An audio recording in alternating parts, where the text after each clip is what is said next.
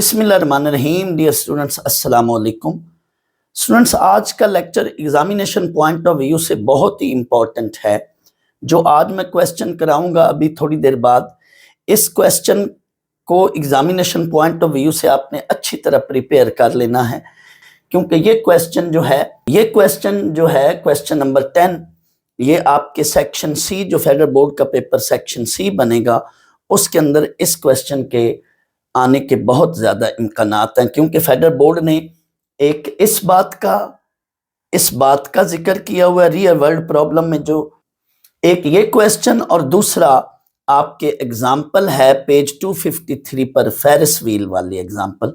तो ये federal board ने जो आपको नेशनल करिकुलम ऑफ पाकिस्तान 2022-23 के तहत असेसमेंट फ्रेमवर्क दिया हुआ है, उसमें real world problem of trigonometry में इनका बकायदा उन्होंने पेज 9 पर जाकर देखें, इसके असेसमेंट फ्रेमवर्क वाले जो भी उन्होंने फेडरल बोर्ड वालों ने दिया हुआ है, उसका पेज 9 में जाकर देखें। तो ये मैं आपको अभी दिखा भी देता हूँ। उन्होंने बकायदा तौर पर इसका रियल वर्ल्ड प्रॉब्लम के अंदर इसका जिक्र किया हुआ है। ये स्टूडेंट्स देख लें यहाँ पे प्लीज़, ये आप चेक कर लें बकायदा, यहाँ पे ये इस जगह पे दिया हुआ है। फेरिस व्हील का भी जिक्र है, जो कि मैंने अभी बोला था कि एग्जाम्पल है पेज 253 पर, और एप्लीकेशन ऑफ ट्रिग्नोमेट्री में उन्होंने एम्पलीट्यूड और करंट से रिलेटेड जो भी जिक्र किया हुआ है। इट मीन मुझे ये लग रहा है कि इंशाल्लाह ताला इसमें से लॉन्ग क्वेश्चन वो ट्रिग्नोमेट्री में से दे सकता है। दैट्स वाई आपने इस क्वेश्चन को, और इंशाल्लाह इसके अगले लेक्चर में मैं फेरिस व्हील वाली एग्जाम्पल कराऊंगा, इनको बच्चों आपने अच्छी तरह से कर लेना, अच्छी तरह से देख लेना। तो आए अब हम इस क्वेश्चन को डिस्कस करते हैं, फिर इसका सलूशन करते हैं। एक्सरसाइज 9.1 का ये क्वेश्चन नंबर 10 है, वेरी वेरी इंपॉर्टेंट मैंने लिखा हुआ है। क्वेश्चन के अंदर क्या कहा जा रहा है? Alternative current cyclically reverse direction. मैं इसको पहले एक्सप्लेन कर लूं कि साइक्लिकली रिवर्स डायरेक्शन से क्या मुराद है। स्टूडेंट, जब भी ऐसी स्टेटमेंट आ जाए तो इसका ये मतलब है कि करंट जो है वो पीरियोडिक होने की वजह से अपना साइकिल रिपीट कर रहा है, और रिपीट करने के बाद वो रिवर्स डायरेक्शन में यूं आगे पीछे जा रहा है, जैसे पेंडुलम वाला होता है। या अगर क्लॉकवाइज पहले जाता है तो फिर क्या होता है, एंटी क्लॉकवाइज चल रहा है। या अगर पहले क्लॉकवाइज चल रहा होता है तो फिर क्या है, वो anti clockwise. Cyclically reverse direction से ये मुराद है। और साइक्लिकली रिवर्स डायरेक्शन का होना ये उसके पीरियोडिक होने की निशानी है, और पीरियोडिक होने की वजह से उसके अंदर ये जो साइक्लिकली रिवर्स डायरेक्शन है, इस वजह से उसके अंदर एम्पलीट्यूड और फ्रीक्वेंसी का उस पर डिपेंड कर रहा होगा। इसलिए इस क्वेश्चन में ये एम्पलीट्यूड और फ्रीक्वेंसी का बाकायदा तौर पर जिक्र है। कोई भी करंट जब साइक्लिकली रिवर्स डायरेक्शन में फ्लो करेगा तो इसका मतलब है कि वो अपनी फ्रीक्वेंसी और एम्पलीट्यूड पर उसका इन्हसार हो रहा होगा, और साइक्लिकली रिवर्स डायरेक्शन की वजह से वो पीरियोडिक होगा, और पीरियोडिक होने की वजह से वो साइक्लिकली रिवर्स डायरेक्शन में चल रहा होता है। इस बात को आगे लेकर के क्वेश्चन में क्या कहा जा रहा है? The maximum voltage is about 180 volt. उसके अंदर जो वोल्टेज है मैक्सिमम वो 180 है। When the standard frequency is 56 hertz. Students, इस बात का बड़ा खास रोल है क्वेश्चन के सलूशन के अंदर। ये जो लफ्ज़ है स्टैंडर्ड फ्रीक्वेंसी, तो स्टैंडर्ड फ्रीक्वेंसी का क्वेश्चन के सलूशन में बहुत अमल दखल है, मैं आपको बताऊंगा। तो थोड़ी देर पहले मैंने जैसा कि बताया था कि अब इसके अंदर इसी वजह से, पीरियोडिक होने की वजह से, उसके अंदर जो है एम्पलीट्यूड का और फ्रीक्वेंसी का जिक्र आएगा। तो ये देख लो, फ्रीक्वेंसी का जिक्र आ गया। The voltage can be modelled by. अब उन्होंने वोल्टेज का खुद फार्मूला दे दिया, और ये वोल्टेज बच्चों टाइम पे डिपेंड कर रहा है। टाइम पर वोल्टेज डिपेंड कर रहा है। वोल्टेज का क्या फार्मूला है? ए साइन ऑफ के into T minus D, bracket close, फिर ये सुपर वाली ब्रैकेट बड़ी ब्रैकेट है क्लोज, प्लस सी। ये गिवन है फार्मूला। स्टूडेंट्स, बुक में उन्होंने ये जो ब्रैकेट मैंने स्क्वायर बनाई हुई है, इसकी बजाय भी उन्होंने ये किया, दर हकीकत ये 2 स्क्वायर ब्रैकेट्स आ गई हैं, तो मैंने यही सोचा कि मैं ये ब्रैकेट बना देता हूं ताकि आपको और अच्छी समझ आए। ये बच्चों गिवन फार्मूला है, गिवन इक्वेशन है। अब आगे वो 3-4 चीजें मांग रहा है। Determine each of the following. Student, जैसा कि थोड़ी देर पहले मैंने कहा था कि लॉन्ग क्वेश्चन आप कोई भी प्रीवियस फेडरल बोर्ड के पेपर्स निकाल लें, पास्ट पेपर निकाल लें, तो आपको लॉन्ग क्वेश्चन में हमेशा ऐसे वो पार्ट्स देगा, ऐसे वो क्वेश्चन देगा जिसमें ज्यादातर 2-3 या 4 पार्ट्स बने होते हैं, क्योंकि हर पार्ट फिर 2-2 नंबर का दिया जाता है, तो वो इस तरह से 8 नंबर का क्वेश्चन बन रहा होता है। तो पहली चीज वो ये मांग रहा है, period of 56 hertz AC, the value of के। दूसरी चीज ये मांग रहा है। तीसरी चीज क्या मांग रहा है, the amplitude of voltage function. अब एम्पलीट्यूड का जिक्र आ गया। और फोर्थ वन में वो मांग रहा है, model the voltage with an appropriate transform sine function. वो कहते हैं इन चीजों के लिहाज से फिर ये जो गिवन फंक्शन है, इसमें ये जो साइन फंक्शन है, इसको वो कहते हैं टोटली मॉडल करें। तो आए बच्चों, इस क्वेश्चन का अब हम सोल्यूशन करते हैं।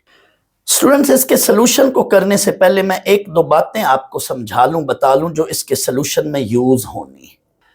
स्टूडेंट्स, इसके सोल्यूशन में एक तो ये हॉरिजॉन्टल शिफ्ट और वर्टिकल शिफ्ट यूज होगी, क्योंकि इसमें 4 चीजों का जिक्र है। ए क्या चीज है मैं थोड़ी देर बाद बताऊंगा, के क्या चीज है, सी और डी क्या चीज है। तो इस क्वेश्चन के अंदर टोटल मैंने 4 चीजें निकालनी है। ये मैंने लिखा हुआ है, we shall find out values of a, k, c, D.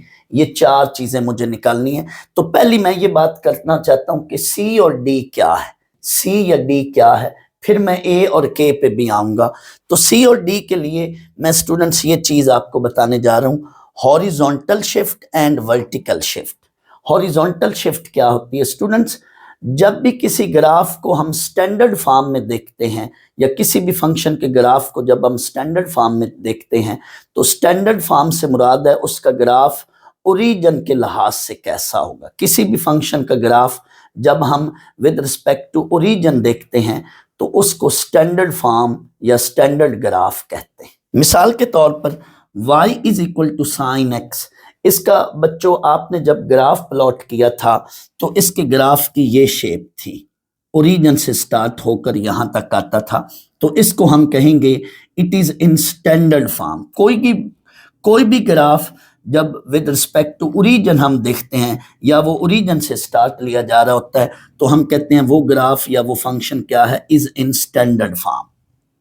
लेकिन ओरिजिन से हटकर अलोंग एक्स एक्सिस, आगे पीछे एक्स एक्सिस यानी हॉरिजॉन्टल के साथ, ओरिजिन से राइट पे या ओरिजिन के लेफ्ट पे एक्स एक्सिस के ऊपर जब हम उसकी कोई शिफ्टिंग कर देते हैं, तो उसको हम कहते हैं हॉरिजॉन्टल शिफ्ट या फेज शिफ्ट। हॉरिजॉन्टल शिफ्ट या फेज शिफ्ट ये एक ही तरह की चीज है। हम हॉरिजॉन्टल शिफ्ट इसलिए लेते हैं कि वो फंक्शन जब कोई ट्रिग्नोमेट्रिक से हटकर हो, तो ये टर्म हॉरिजॉन्टल शिफ्ट के नाम से डिस्कस की जाती है। लेकिन फेज शिफ्ट की टर्म तब यूज होती है जब कोई ट्रिग्नोमेट्रिक फंक्शन हो या पीरियोडिक फंक्शन हो। ट्रिग्नोमेट्रिक फंक्शन पीरियोडिक फंक्शन ही होते हैं। तो पीरियोडिक फंक्शन जब होते हैं या ट्रिग्नोमेट्रिक फंक्शन जब डिस्कस किए जाते हैं, तो उस वक्त यही हॉरिजॉन्टल शिफ्ट वाली जो टर्म है वो फेज शिफ्ट में डिस्कस की जाती है। तो जनरल फंक्शन के लिए हॉरिजॉन्टल शिफ्ट, लेकिन पीरियोडिक या ट्रिग्नोमेट्रिक फंक्शन के लिए यही टर्म जो है वो फेज शिफ्ट के नाम से डिस्कस की जाती है। तो फिलहाल फेज शिफ्ट या हॉरिजॉन्टल शिफ्ट एक ही बात है, तो मैं हॉरिजॉन्टल शिफ्ट बोलूंगा। हॉरिजॉन्टल शिफ्ट यानी जब कोई फंक्शन एक्स एक्सिस पर ओरिजिन से आगे पीछे शिफ्ट हो जाए। फर्ज कर लो इस ग्राफ को मैं थोड़ा सा खींच कर राइट साइड पर ले जाऊं 30 डिग्री। फर्ज कर लो इस ग्राफ को मैं राइट साइड पर थोड़ा सा, पंजाबी का लफ्ज है ध्रुव के, खींच के ड्रैग करके ध्रुव के मैं 30 डिग्री की तरफ ले जाऊं, घसीट के 30 डिग्री की तरफ ले जाऊं, तो इसकी ये शेप बन गई है। जस्ट इसको मैंने यहां से खींचा। आप थोड़ी देर के लिए समझें कि ये एक कोई रस्सी है प्लास्टिक नुमा। इस रस्सी को मैंने यहां से थोड़ा सा इधर खींचा, ड्रैग किया 30 डिग्री पर। यहां फर्ज कर लो 30 डिग्री है इस जगह पे, तो मैं 30 डिग्री पर खींच कर लाया हूं। लेकिन जब मैंने बच्चों इसको 30 डिग्री पर घसीट लिया, ड्रैग कर लिया, तो इस फंक्शन की इक्वेशन क्या होगी बच्चों? इस फंक्शन की ये इक्वेशन होगी साइन ऑफ x माइनस 30। ये कैसे है आप बच्चों गौर करें, यहां जब मैं x को 30 डिग्री पुट करूंगा, साइन ऑफ 30 माइनस 30, तो अंदर टोटल एंगल क्या बन जाएगा, 0। साइन ऑफ 0 वो 0 होगा। लेकिन यहां पे जब मैं x को 0 पुट करूंगा तो साइन ऑफ 0 0। इट मीन यहां पे 0 यहां से स्टार्ट हो रहा है, y का 0, लेकिन यहां पे x तो 30 डिग्री है लेकिन y की वैल्यू 0 यहां से स्टार्ट हो रही है।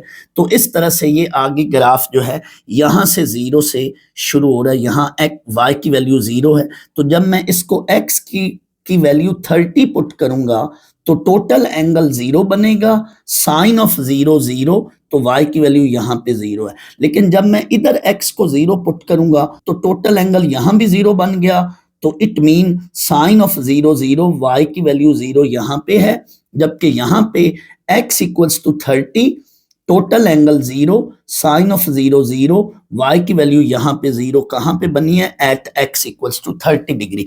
इट मीन ये ग्राफ 30 डिग्री से शुरू करके यहां पे आएगा और ये ग्राफ 0 डिग्री से शुरू करके यहां पे आएगा, तो x माइनस 30। अब गौर करें, शिफ्ट पॉजिटिव की तरफ हुआ है लेकिन इधर एंगल में माइनस है, x के साथ माइनस है। वजह क्या है, ये मैं बात आपको इधर से समझा देता हूं। स्टूडेंट्स, आपने मैट्रिक में पढ़ा था, ग्राफ करना सीखा था, तो वहां पे आप स्ट्रेट लाइन यानी लीनियर फंक्शंस के ग्राफ प्लॉट कर रहे थे। तो थोड़ी देर के लिए मैंने ये एक लाइन ली है, y is equal to x. आप अगर इसका टेबल बनाएं, x को आप डिफरेंट वैल्यूज देते जाएं तो उसके अगेंस्ट आपको y की वैल्यू मिलती जाएंगी, और अगर आप इसका ग्राफ प्लॉट करोगे तो ये ग्राफ बनेगा। ये L stands for line, this is the graph of straight line, और ये ओरिजिन से इस तरह से ये ग्राफ इस लाइन का बन रहा है। लेकिन फर्ज कर लो इसकी बजाय मैंने ये इक्वेशन लिखी है y is equal to x minus 2। अब आप इसका ग्राफ प्लॉट करें, उसी तरह से पहले टेबल बनाएंगे, x और y को डिफरेंट वैल्यूज देंगे, तो ये ग्राफ बेटा इस शेप का बनेगा। आप चेक कर लें। अब वजह क्या है स्टूडेंट्स, इसमें जब मैंने x को 0 पुट किया तो y भी 0, तो इसका ग्राफ ये यहां से स्टार्ट होगा, उधर और इधर जाएगा। लेकिन यहां पे जो है, आप अगर x इंटरसेप्ट निकालें और y इंटरसेप्ट निकालें, ये क्या टर्म्स हैं, ये मजीद सेकेंड ईयर में आपको समझाया जाएगा। x इंटरसेप्ट या y इंटरसेप्ट मैं इन शॉर्ट बता देता हूं। x इंटरसेप्ट का मतलब है ग्राफ x एक्सिस को कहां पे कट करेगा, और y इंटरसेप्ट का मतलब है ग्राफ y एक्सिस को कहां पे कट करेगा। इंटरसेप्ट या इंटरसेक्ट ऑलमोस्ट एक ही बात है। तो फर्ज कर लो आप x एक्सिस पर जब देखना चाहते हो कि कोई ग्राफ x एक्सिस को कहां पे कट करता है, तो बच्चों x एक्सिस पे y 0 होता है, तो x इंटरसेप्ट के लिए आपने y को क्या पुट करना होता है, 0। फर्ज कर लो आप यहां पे y को जब 0 पुट करोगे तो चेक कर लो आपको x की वैल्यू 2 मिल रही है, ये माइनस है तो इधर जाके x की वैल्यू क्या बन जाएगी, दैट इज 2। तो ये जो x की वैल्यू आपको ये 2 मिली है, ये यहाँ नीचे शायद आपको नजर ना आए तो मैं यहाँ लिख देता हूँ, x की वैल्यू ये 2 बन रही है। यहाँ से ये जो x की वैल्यू है ये आपको 2 मिल गई है, 2 बन गई है। तो था इधर नेगेटिव, लेकिन y को 0 पुट करने से x इंटरसेप्ट इधर जाके क्या बन गया, पॉजिटिव। तो ये देखो लाइन x एक्सिस को जरूर 2 पे कट करेगी। सिमिलरली आप अगर y इंटरसेप्ट निकालना चाहोगे तो x को 0 पुट करोगे, तो x को जब 0 पुट करोगे तो y की वैल्यू क्या बन जाएगी, -2। इधर देख लो y की वैल्यू -2, तो x की वैल्यू इधर x के साथ इक्वेशन में नेगेटिव है, लेकिन जब मैंने x इंटरसेप्ट निकाला तो ये y को 0 पुट करने से x की वैल्यू क्या बन गई है, 2। अब आप स्टूडेंट्स अगर इसी तरह से y इंटरसेप्ट देखें तो आप उसके लिए x को 0 पुट करोगे तो y की वैल्यू क्या बन गई है, -2। तो ये ग्राफ y एक्सिस को -2 पे कट करेगा, जबकि x एक्सिस को कहां पे कट करेगा, 2 पे। तो ये लाइन जो है ये हॉरिजॉन्टली 0 की बजाय यहाँ पे कहां पे शिफ्ट हो गई है, x एक्सिस पे 2 पर शिफ्ट हो गई है। तो मैं ये कहना चाहता हूं कि जब x के साथ इधर नेगेटिव होगा तो शिफ्टिंग पॉजिटिव पर होगी, जब x के साथ यहां नेगेटिव होगा तो ग्राफ की शिफ्टिंग कहां पे हो जाएगी, पॉजिटिव वैल्यू पर, क्योंकि y को जब हम 0 पुट करेंगे तो वहां से जो आपको x की वैल्यू मिलेगी वो पॉजिटिव मिलेगी। सिमिलरली यहां पे भी देख लें, जब आप यहां y को 0 पुट करोगे तो आपको x 30 डिग्री मिलेगा। आप चेक कर सकते हैं यहाँ इस फंक्शन में आप थोड़ी देर के लिए x इंटरसेप्ट निकालो, तो x इंटरसेप्ट निकालने के लिए y को क्या पुट करोगे 0। यहाँ पे देखिए आप y को 0 पुट करोगे, 0 पुट किया मैंने, इधर राइट साइड पे क्या बना साइन ऑफ x माइनस 30। अभी देखना आपको x की वैल्यू जो है वो 30 डिग्री मिलेगी। अब साइन को इधर लाकर साइन इनवर्स ले लो, मैं यहां से x की वैल्यू निकालना चाहता हूं, साइन इधर आके साइन इनवर्स बन जाएगा, इधर बना x minus 30 degree. Sine inverse calculator से साइन इनवर्स 0 निकालो तो 0 x माइनस 30 डिग्री। तो x की क्या वैल्यू बनी यहाँ पे, x की वैल्यू बच्चों 30 डिग्री बन गई।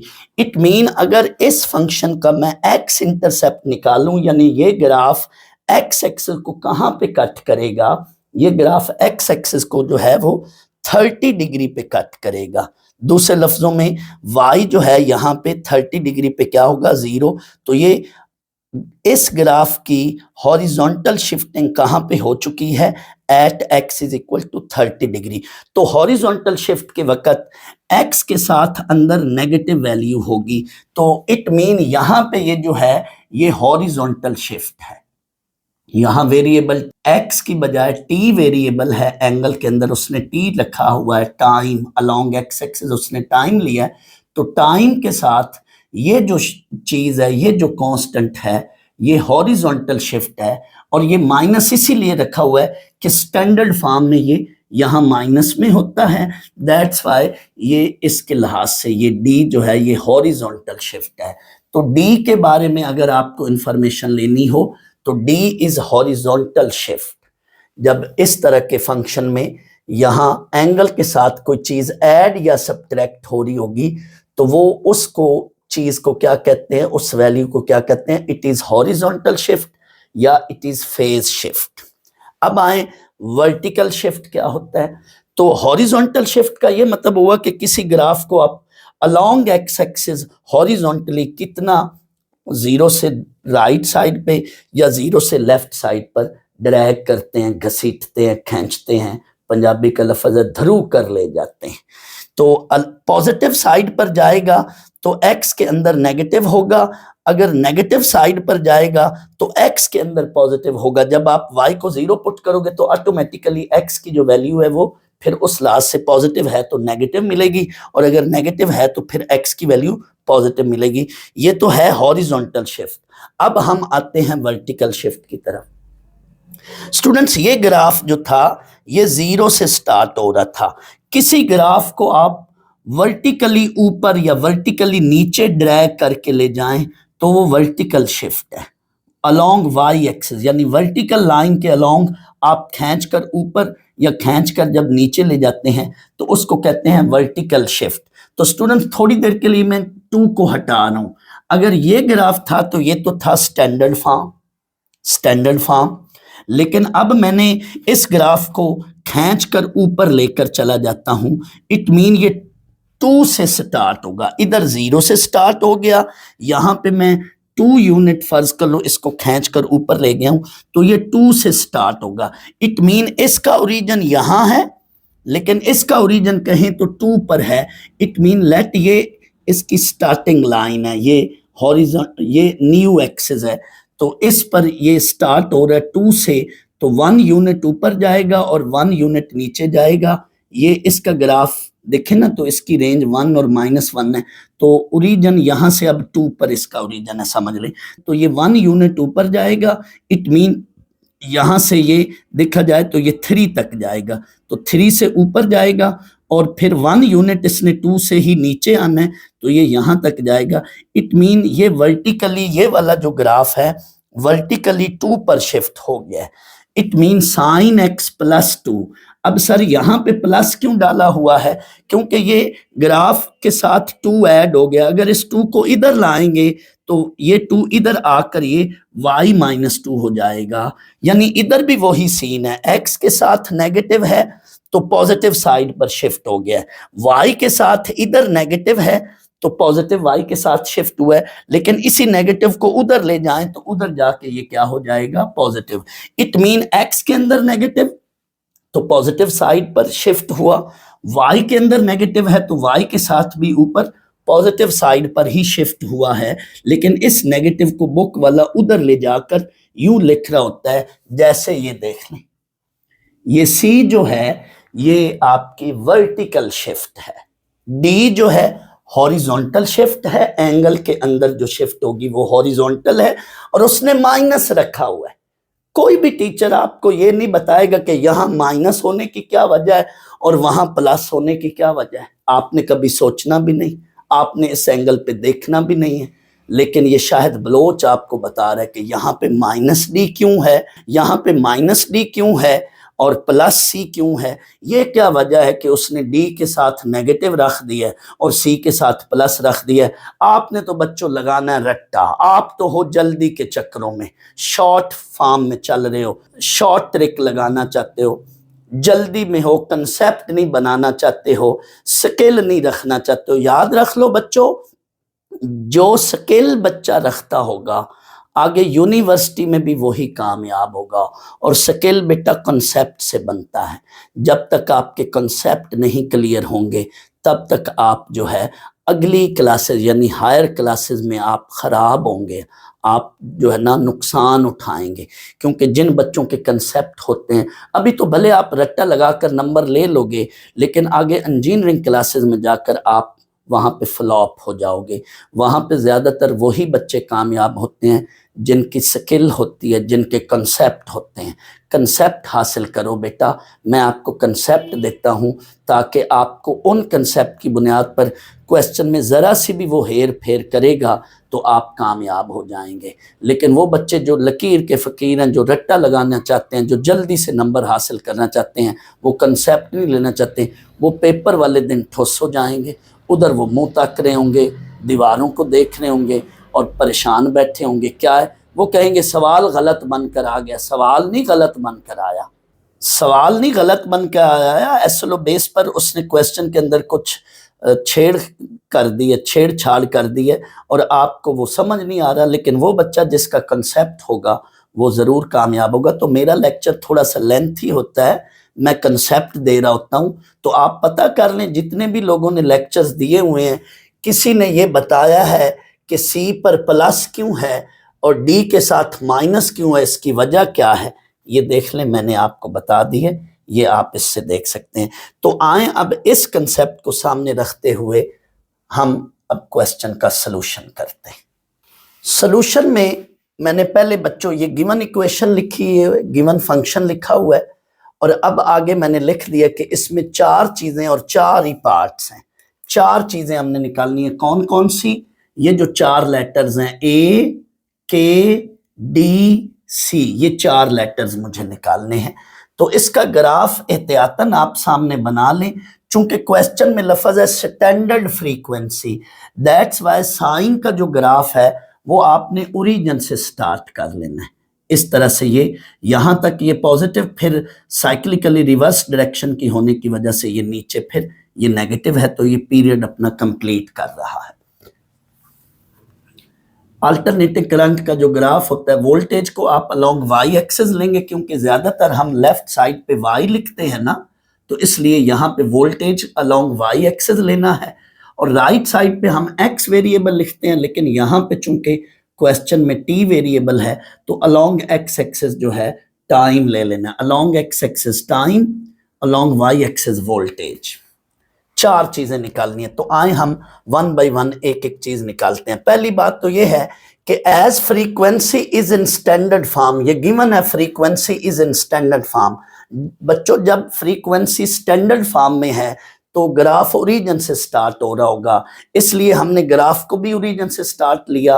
और जब स्टैंडर्ड फॉर्म में है कोई चीज तो उसमें किसी तरह की कोई शिफ्टिंग नहीं हो रही होती, ना उसमें हॉरिजॉन्टल शिफ्टिंग हो रही होगी, ना उसमें वर्टिकल शिफ्टिंग हो रही होगी, क्योंकि कोई भी चीज जब स्टैंडर्ड फॉर्म में होती है तो इट मीन उसका ग्राफ जो है वो ओरिजिन के विद रिस्पेक्ट देखा जा रहा होता है। दैट्स वाई बच्चों यहाँ पे डी भी 0 होगा और सी भी 0 होगा। वजह क्या है? Because of standard frequency. थोड़ी देर पहले मैंने कहा था कि इस क्वेश्चन में ये जो लफ्ज है इसका बड़ा रोल है, इसका बड़ा अमल दखल है।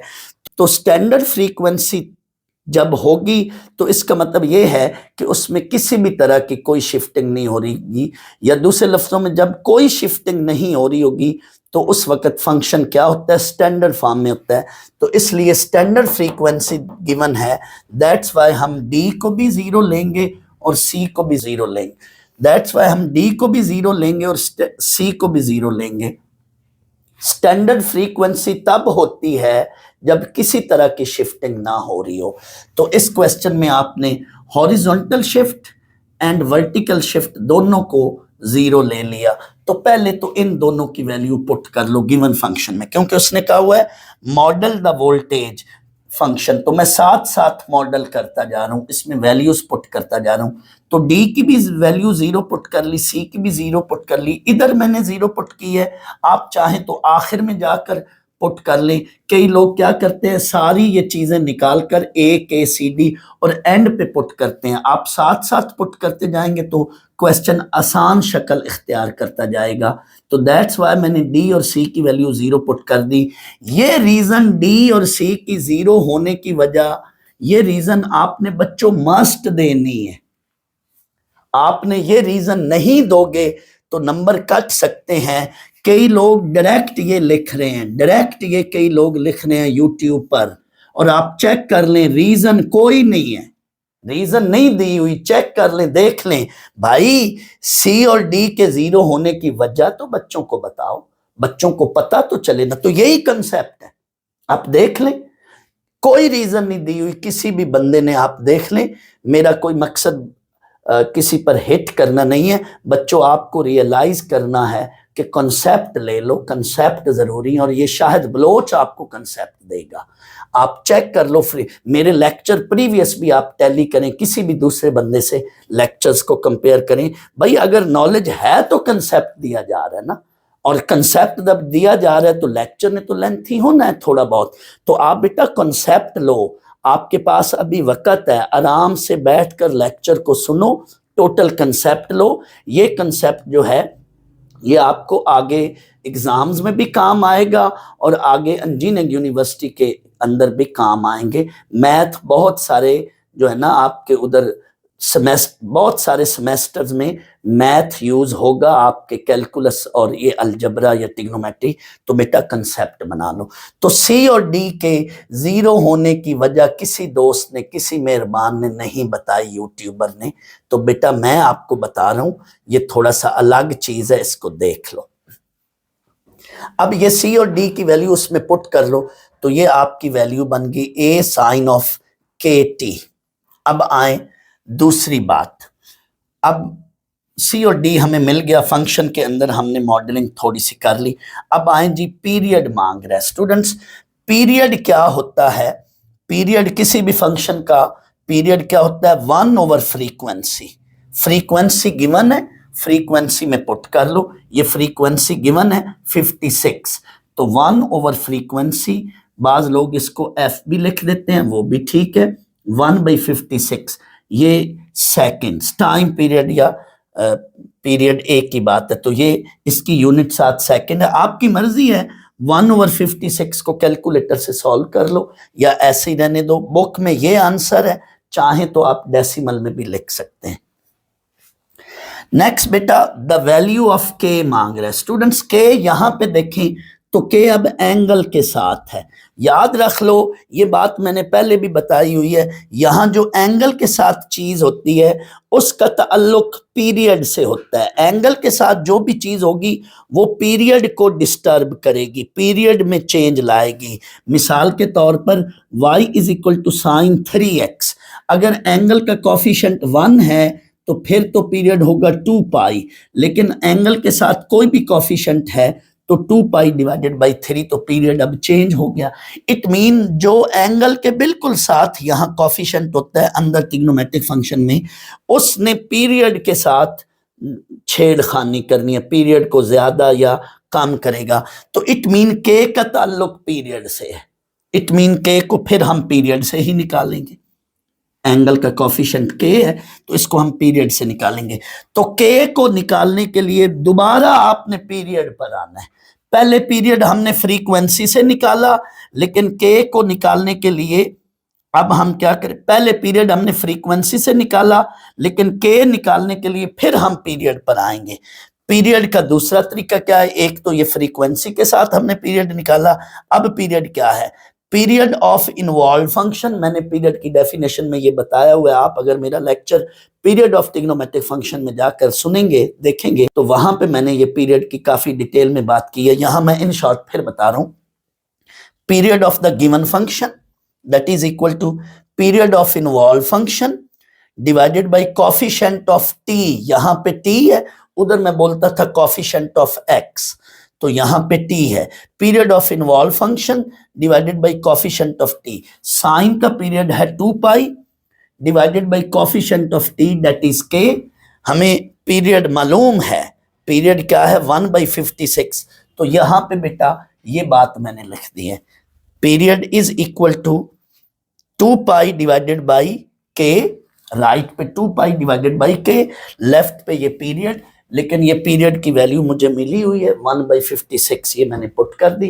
यहां से बेटा क्रॉस मल्टीप्लाई करो तो आपको के की वैल्यू मिल गई है, के की वैल्यू है, इसको मल्टीप्लाई करें तो 112 पाई, पाई की वैल्यू 180 डिग्री पुट करें तो ये के की वैल्यू है। बच्चों ये के की वैल्यू बुक में डिग्री में है, क्योंकि के यहाँ पे अंदर एंगल के साथ है, तो आप डिग्री में कन्वर्ट कर लो या रेडियन में लिख लो, आपकी मर्जी है। बुक में ये वैल्यू के की डिग्री में है, दैट्स वाई मैंने डिग्री में लिख लिया। आप इसको रेडियन में कन्वर्ट करना चाहो तो पाई/180 से मल्टीप्लाई करके रेडियन बना सकते हो। के मिल गया हमें। Next amplitude.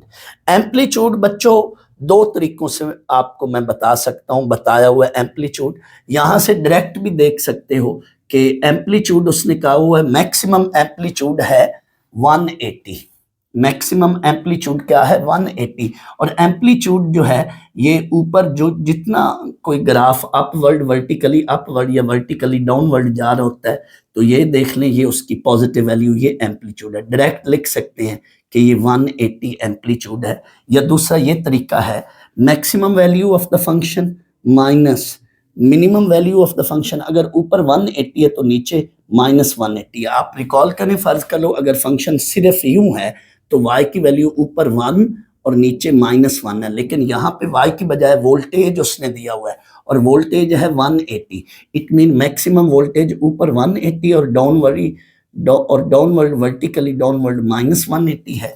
तो maximum value of the voltage minus minimum value of the voltage या फंक्शन की मिनिमम वैल्यू डिवाइडेड बाई 2, तो ये आपका एम्पलीट्यूड मिल गया, बन गया। वरना डायरेक्ट ये चीज भी लिख सकते हैं कि हेयर एम्पलीट्यूड इज 180, वर्टिकली जो पॉजिटिव वैल्यू, एम्पलीट्यूड हमेशा पॉजिटिव होता है। अब आखिर में आए, वो कहते हैं model the voltage with an appropriate transform function. तो आपको बच्चों सारी चीजें मिल गई हैं स्टेप बाय स्टेप। सी भी मिल चुका है, डी भी मिल चुका है, वो मैंने पहले 0 पुट कर लिया, के भी मिल चुका है और अब आपको ए भी मिल चुका है। तो यहां आप देखें इस इक्वेशन 2 में आपने जस्ट ए और के की वैल्यू पुट करनी है। पहले मैंने इक्वेशन 1 में सी और डी की वैल्यू पुट की है, अब ये इक्वेशन 2 बन गई है। बस अब मैंने ए और के की वैल्यू इक्वेशन 2 में पुट कर दी है। ये देखें मैंने इक्वेशन 2 को दोबारा लिखा है, इसमें ए की वैल्यू जो है एम्पलीट्यूड और के की वैल्यू जो है ये वाली ये पुट की है, तो आपका फाइनली फंक्शन जो है वो मॉडल हो चुका है। ये 4th पार्ट। आप चाहते तो इस तरह से इक्वेशन 1 रख करके ये रीजन देकर सी डी 0 और फिर के निकाल लो और फिर ए निकाल लो और इन चारों की वैल्यू बाद में आखिर में इक्वेशन 1 में पुट कर लो, तो भी यही रिजल्ट बनना था। मैंने पहले ही सी और डी निकाल कर इक्वेशन को जरा हल्का कर लिया, जरा इजी होगी ये इक्वेशन। इसमें से अब ए और के निकालना आपको आसान नजर आएगा निस्बतन इसके। तो यहाँ से के जल्दी से निकाल लिया आपने और ए एम्पलीट्यूड है वो निकाल के इसमें अब आप ए और के पुट कर लें, तो ये आपका रिजल्ट बन गया।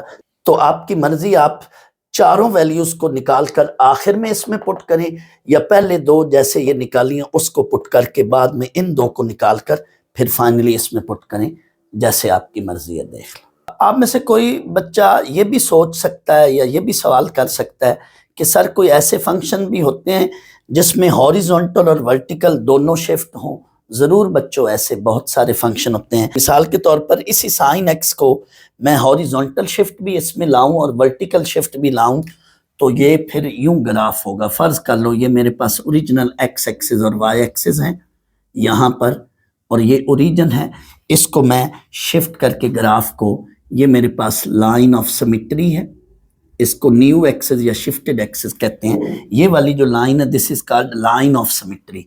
तो फर्ज कर लो ग्राफ यहाँ पर शिफ्ट करके मैं ये बना रहा हूँ, तो यहाँ पे हॉरिजॉन्टल शिफ्ट जो है ये फर्ज कर लो इतनी हॉरिजॉन्टल शिफ्ट है और ये वर्टिकल शिफ्ट है। लेट इस शिफ्ट को मैं कहता हूँ एच कॉमा के। तो वाई में जो शिफ्टिंग होगी अगर मैं लेफ्ट पे लिखूं तो वाई माइनस के, ये के कोऑर्डिनेट, और एक्स में जो शिफ्टिंग होगी साइन एक्स माइनस एच। तो एक्स में शिफ्टिंग एच है और वाई में शिफ्टिंग के है, लेकिन वाई के साथ इधर लिखेंगे तो माइनस के, अगर इस के को उधर ले जाएंगे दूसरे लफ्जों में ऐसे लिखोगे तो ये यहाँ पे प्लस के है। ये वाली बात जो मैंने थोड़ी देर पहले बताई थी। तो बहुत सारे ऐसे ग्राफ होते हैं जिसमें at a time horizontal shifting और वर्टिकल शिफ्टिंग दोनों होती हैं। तो इस तरह से, और ज़रूरी नहीं कि ये फर्स्ट क्वाड्रेंट में हो, ये किसी भी क्वाड्रेंट में शिफ्टिंग हो सकती है।